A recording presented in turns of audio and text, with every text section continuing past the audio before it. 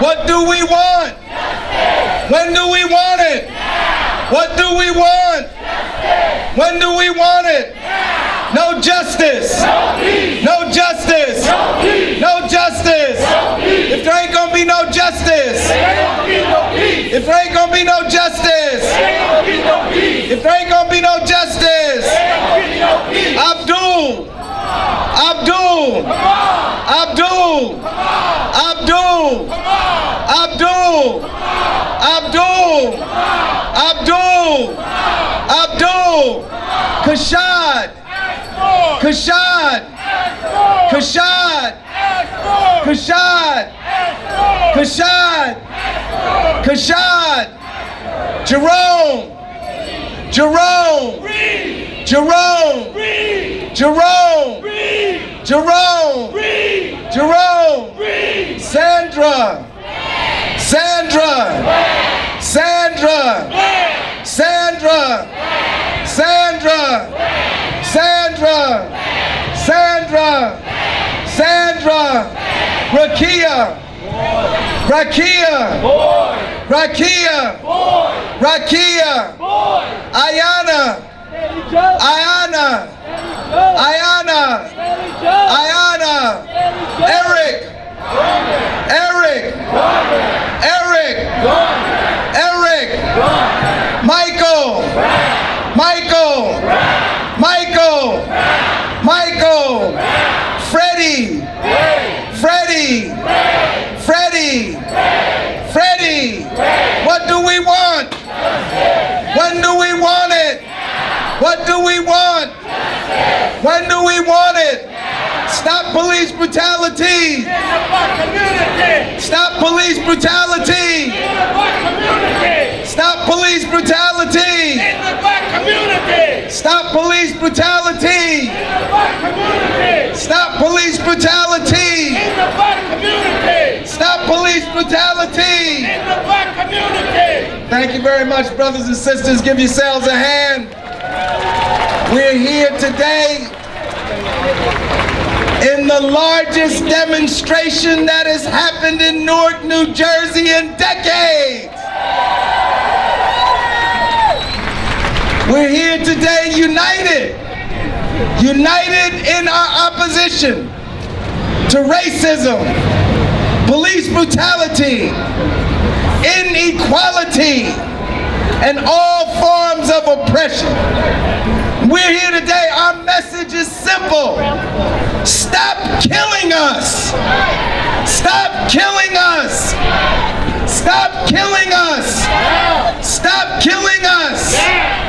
We called this demonstration today in response to the pandemic of police brutality, murder, torture, and terror that is occurring across this country. And in addition to that, our opposition to the burgeoning police state in the United States of America. We want an end to police violation of constitutional rights. We want an end to police murder of unarmed citizens. We want an end to police torture in places around the United States. When we use these words, murder, torture, and terror, some people think this is hyperbole, that we are exaggeration. But we say the death of Michael Brown was murder. We say the death of Eric Garner was murder. We say the death of Abdul Kamal was murder. We say the death of Jerome Reed was murder. We say the death of Kashad Ashford was murder. And we want an end to murder. We're not paying taxes for police to murder us. They are sworn to protect and serve the community, not to murder us. When we say torture, people think we're exaggerating. exaggerating. But look at what happened in Chicago, Illinois, where they just settled a multi-million-dollar suit because the police were taking people not to the police precinct, they were taking them to black sites, to unmarked buildings and places, and putting plastic bags over people's heads and forcing them to confess to crimes they did not commit. We say an end to police torture. And when we say terror, we're not exaggerating. When police kill Michael Brown and leave his body to lay for 4 hours in the sun, that is an act designed to terrorize the community. But we're here today to say that we are not going to be paralyzed with fear, that we are going to fight back every day of our lives.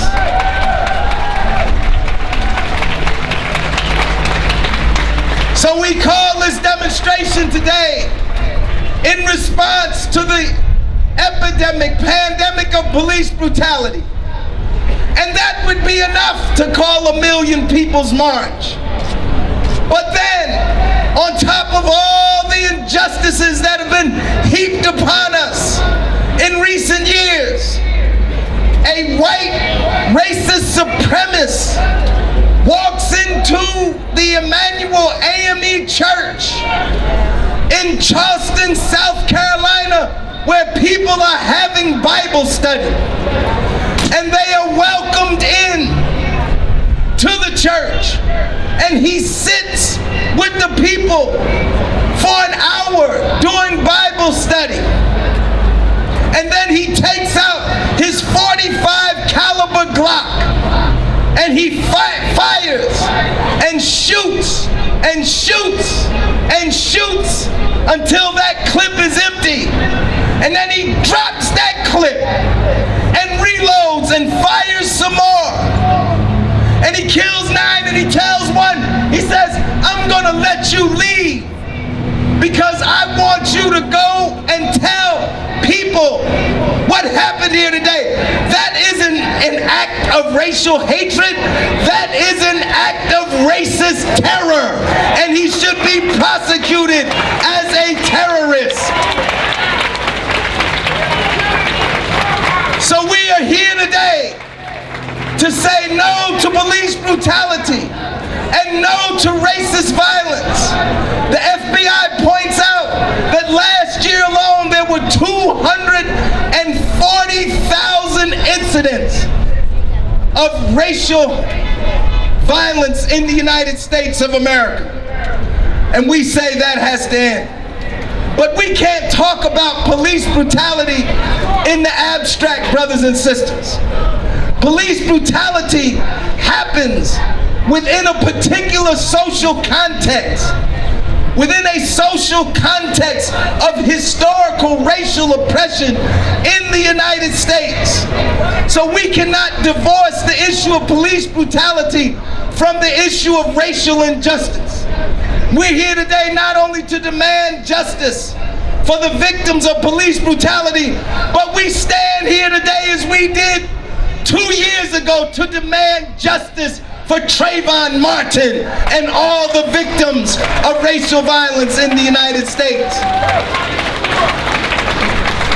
We're here today to say we want the abolition of all the stand your ground laws in the United States of America, which are a license to kill black people. We're here today to say we will not stand idly by while you try to turn the clock back on decades of progress with regard to civil rights that we fought and died for. No, we want justice. We will not go back. We will fight every inch of the way. We will not stand down. We will not back down. We will not stand back. We demand the abolition of all the voter ID laws in 31 states across this country. We demand the restoration of the Voting Rights Act that has been gutted by this racist Supreme Court in Washington, D.C. We demand the restoration of the Civil Rights Act that was gutted by this racist Supreme Court in Washington, D.C. We demand the abolition of all forms of racism, institutional, overt, and covert in the United States of America. And we don't just demand justice for ourselves. We demand justice for all our brothers and sisters that are behind prison walls in the United States of America and who are there because of institutional racism in the criminal justice system. We demand the freedom for Mumia Abu-Jamal and all political prisoners in the United States of America. And we can't divorce the situation, the racial situation, from the situation of economic inequality and economic injustice in the United States. Today, the gap between the rich and the poor is wider than it has ever been in the history of mankind, brothers and sisters. 23 million people are unemployed in the United States today. In cities like Newark, we have unemployment rates of 50, 60, and 70%. This is not just an economic depression, this is a criminal act of economic oppression. So we call today, yes, we stand with all those who have called for a $15 minimum wage in the United States of America.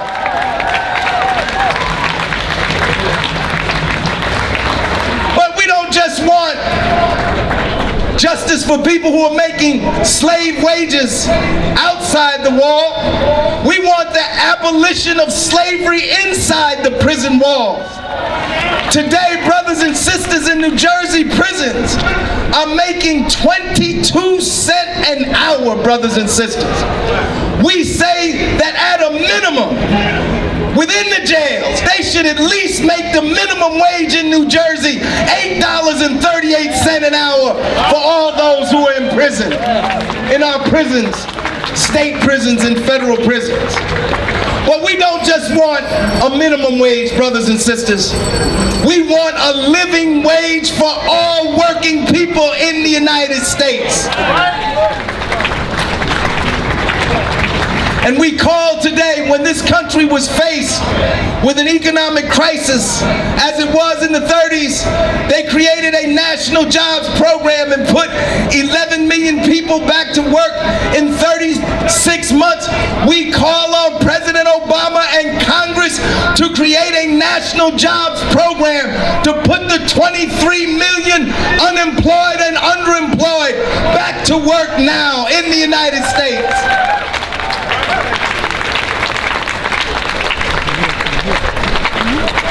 People are being made homeless. We call on President Obama to enact an immediate moratorium on all home foreclosures in the United States. And our young people are being turned into indentured servants, leaving colleges with $30,000 and $40,000 and $50,000 worth of student loan. We call for the eradication of all student debt and the forgiveness of all student debt in the United States.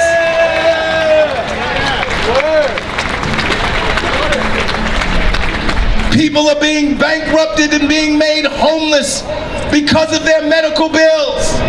Obamacare was a step in the right direction, but we call for a national health insurance, single-payer health insurance program in the United States of America.